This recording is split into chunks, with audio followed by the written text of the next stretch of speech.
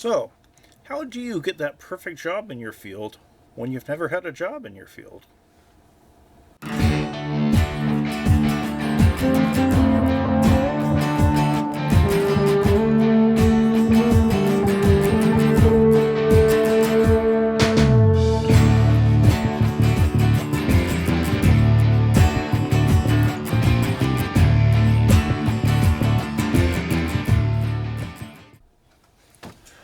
I firmly believe that one of the keys to doing good application material is to be able to make the best use of the skills you have.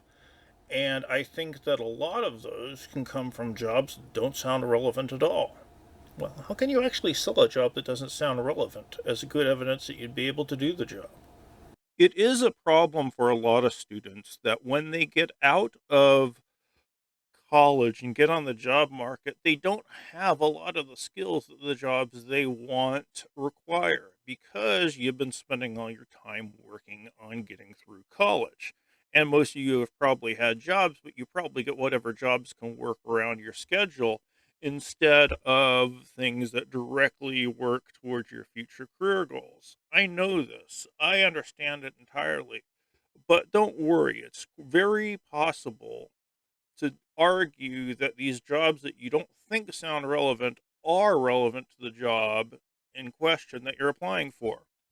If you've ever worked fast food, and I know a sizable amount of you have, then you know that while you might earn the ability to make pizzas or hamburgers or something like that, you gain skills that are applicable to all kinds of things. You learn how to deal with unruly customers, you learn how to deal with bad managers, so on and so forth. There's a lot to learn in those jobs.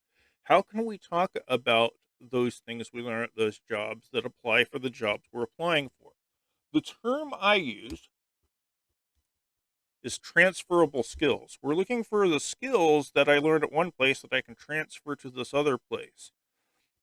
Granted, if you've worked at Subway, I'm not going to hire you because you can make a sandwich. I will hire you based on your ability to work rushes or to follow directions or to manage employees or things like that. So let's go through an example. And we're going to use me. Now, I got through my master's without having to teach. I knew I wanted to be a teacher. I knew I was going to get a doctorate degree, and wherever I got a doctorate degree, they'd want me to teach. So I had to be able to argue that I could teach. However, I'd never taught before. I'd done a whole lot of things. I'd worked in warehouses, I'd been an office boy, um, I'd done construction work, but I'd never actually taught. So I had to pull on the experiences I did have and make it sound like they were the perfect training for teaching. And the main experience I was able to pull on was the job that I had spent the most time at. Through high school, actually, I think in the summer before my junior year, I got a job working at Little Caesars Pizza. I worked there off and on through high school, through college, through getting a master's. And I eventually ended up spending over 9 years of my life at Little Caesars. And although that was a long, long time ago, I still have dreams that I'm back there. It was obviously an influential thing in my life. Um, I wasn't even there a year when they started throwing me into management. I became an assistant manager and a co-manager, which is more or less a manager, but without the full-time benefits. That's how fast food tends to work. The question is, how was I able to argue that my time working at Little Caesars made me the perfect candidate to teach? Well, to do that, we have to know what exactly I did at Little Caesars. I was a manager, yeah, but what does that actually mean? You manage employees, well, doy, but what skills do I get from that that I can apply to the classroom? In order to go through this, I'm going to have to go through how Little Caesars operated. I'll try to speed through it because I know you don't really care about Little Caesars, but there are good lessons to be learned here. First thing you need to know about Little Caesars is we worked on an assembly line process. The assembly line is a good way to crank out a standardized product because it specializes labor. You don't learn how to do everything, you learn how to do one thing very well. And the advantage of this from the employer's point of view is I don't have to train you how to do everything. I only have to train you how to do this one step. So I could get someone in my store and get them competent to work a busy shift with only like 15, 20 minutes worth of training.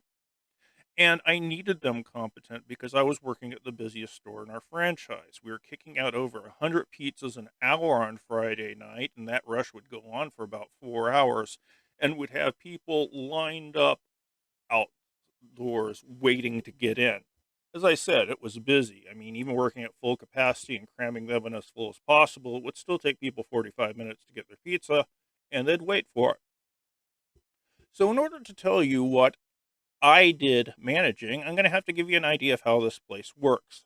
So, the first station is sheet outs. We made our own dough on premises and we kept it stored in the walk in cooler on the upper right.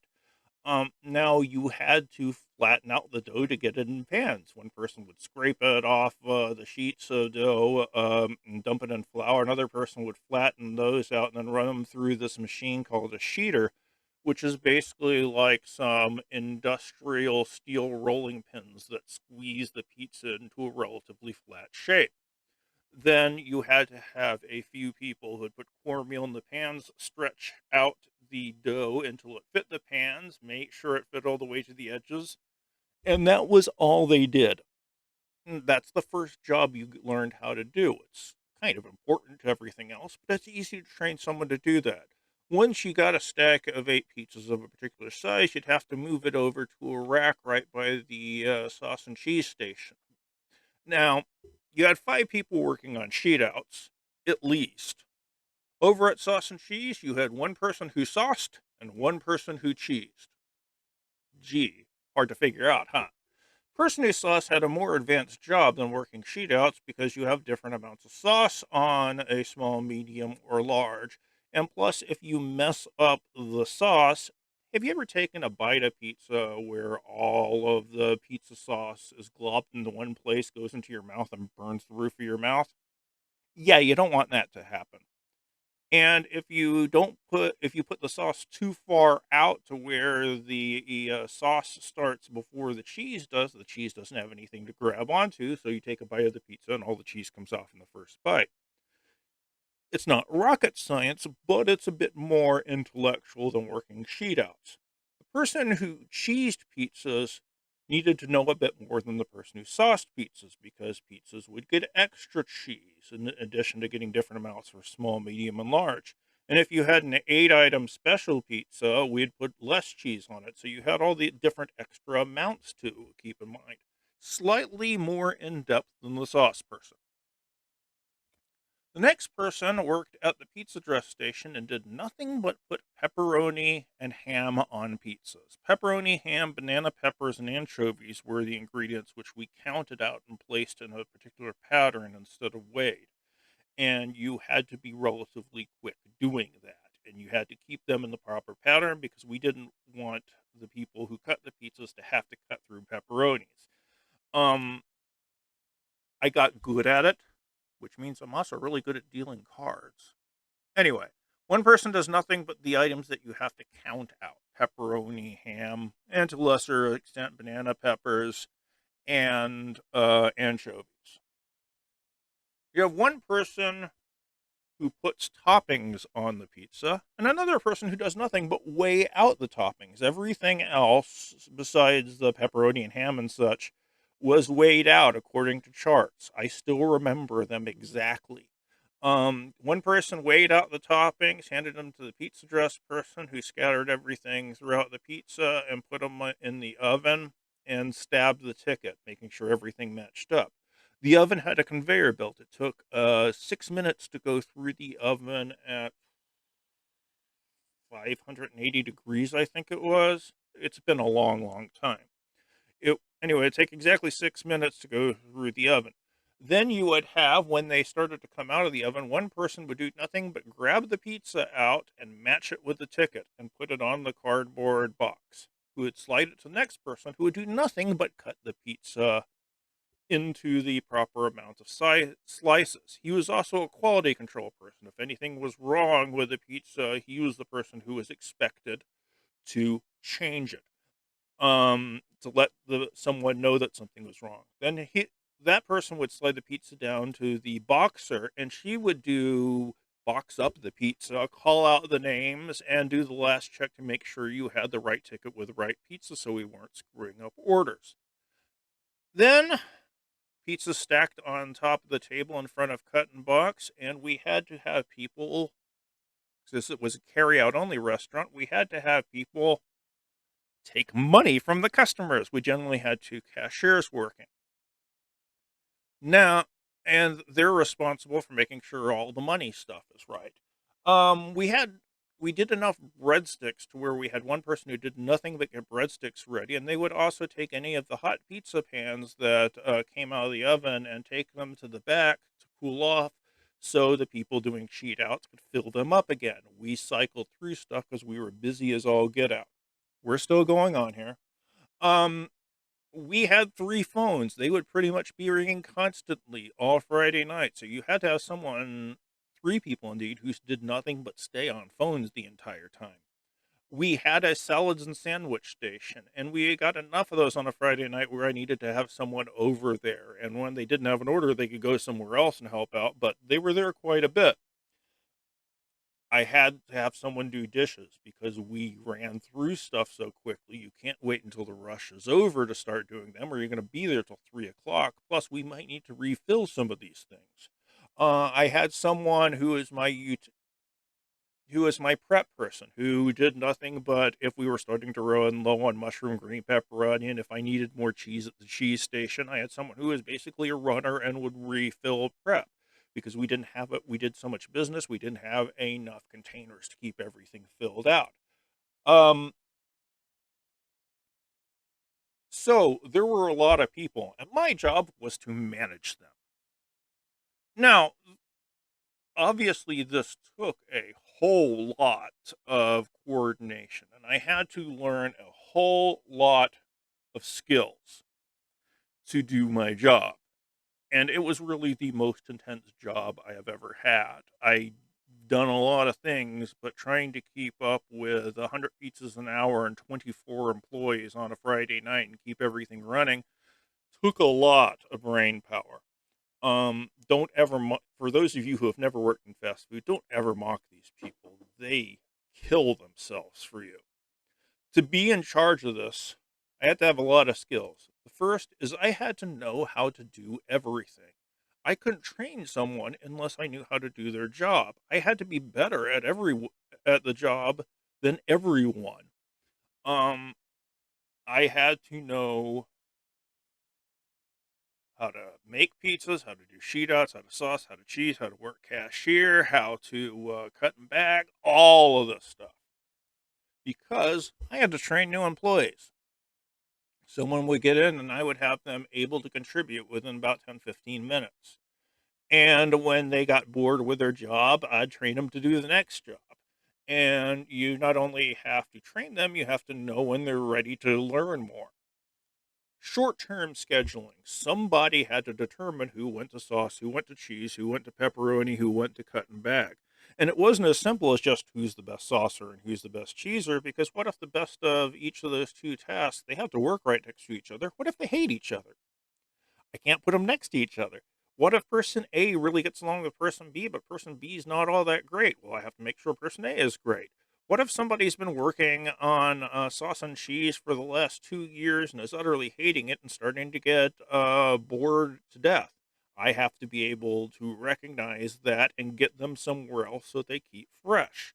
Uh, Short-term scheduling also entailed when people would start working for the day and when I had to send them on break. Because if you worked for longer than 3 hours, and we had a 4 hour rush, so almost everyone did, you had to have a 15-minute break somewhere in there. So I had to schedule that as well. I had to schedule people coming and going.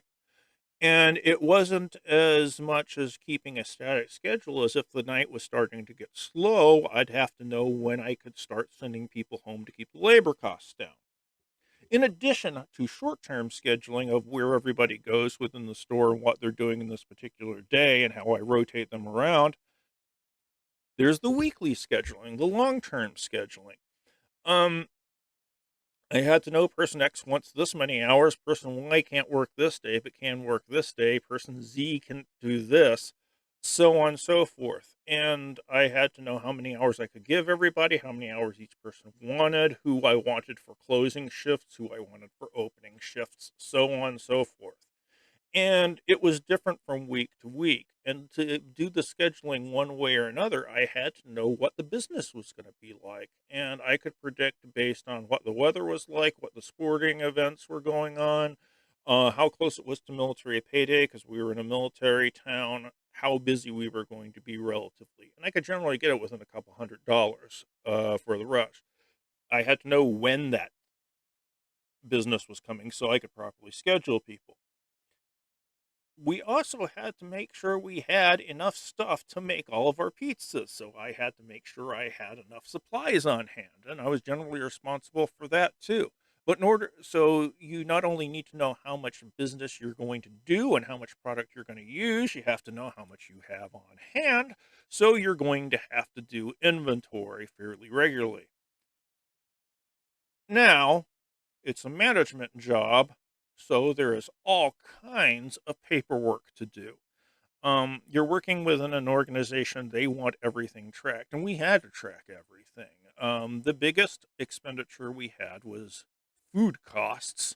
So we had to pay particular attention to stuff like cheese. We weighed cheese every night, and we had to figure out that we how much cheese we were using per customer, and it had to fit within a certain realm, because if we used too much stuff and we were wasting too much stuff, we'd get in trouble because our costs would be too high.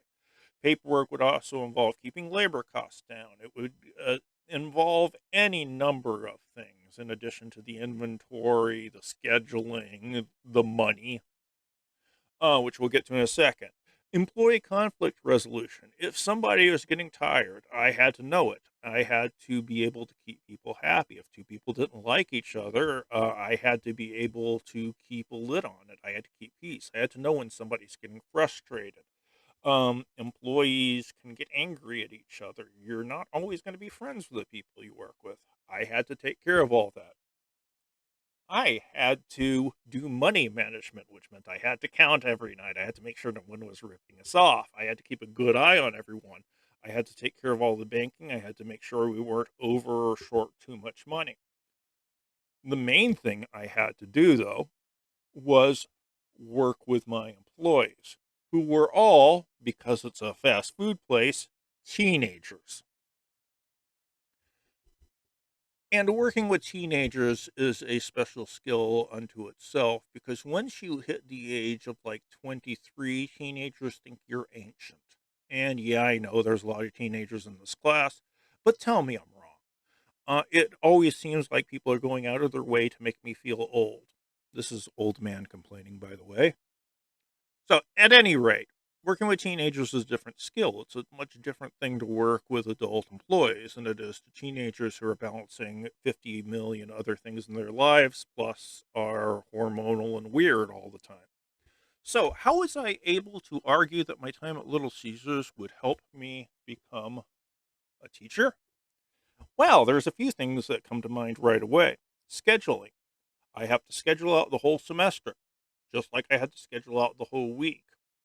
I had to schedule out each class session. So that's short term scheduling on top of long term scheduling. I have to know that I can't do something for more than 20 minutes in a class or people are going to start to get bored.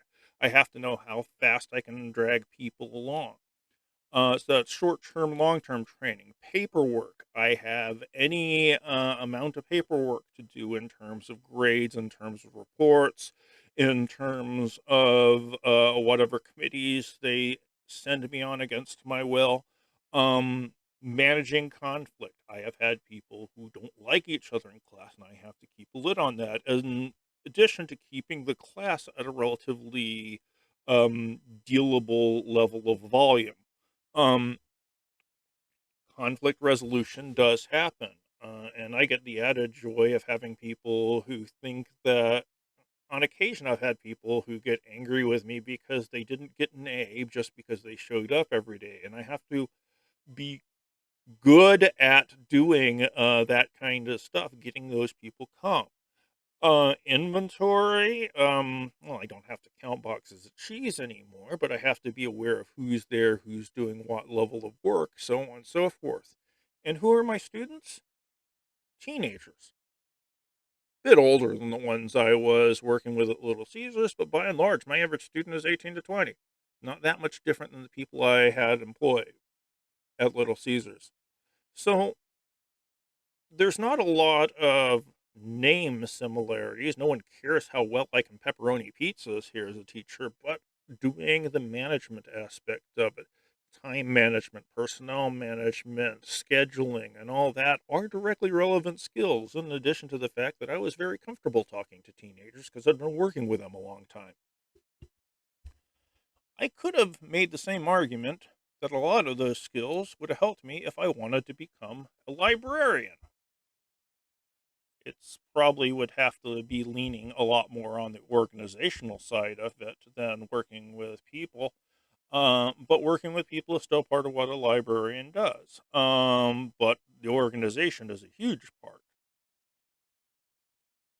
Could I make an argument that I'd be a good salesperson? Well, yeah, I have to work with the general public. I've worked on the phones enough. I've dealt with the customers a lot enough. I've dealt with angry people, and I always had a certain skill of being able to take somebody who was really, really angry at us and within 5 minutes have them apologizing to me. That's a kind of skill that you can use if you're trying to sell stuff. Could I have made an argument that my Little Caesars time was perfect preparation for me to be a police officer? Yeah, probably. Working with reluctant people has a certain element to it. I mean, I wouldn't feel 100% comfortable doing that, but then again, I wouldn't be 100% comfortable in that job either. But there are enough things. Do cops do paperwork? Yeah. Do they have to deal with people in the teenage area? Of course. Do they have to think about scheduling their time? There's similarities there. And I think that in whatever job you've had, you can find some way to talk about it that makes it sound like you learned the exact skills you need. And that's what transferable skills are all about. So that's transferable skills. Transferable skills, I think, are one of the most important concepts in terms of job application material to get across.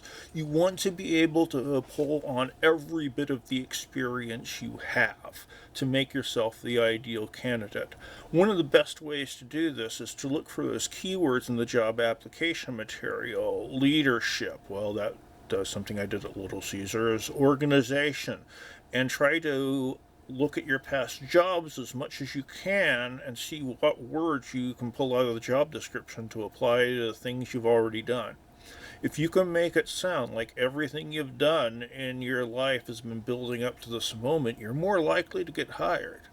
Even if the names of the positions weren't all that impressive, if you can convince them the things you did were impressive and relevant, you've really got a leg up on the rest of the field. Anyway, I hope it works for you when you get out in the real world as well.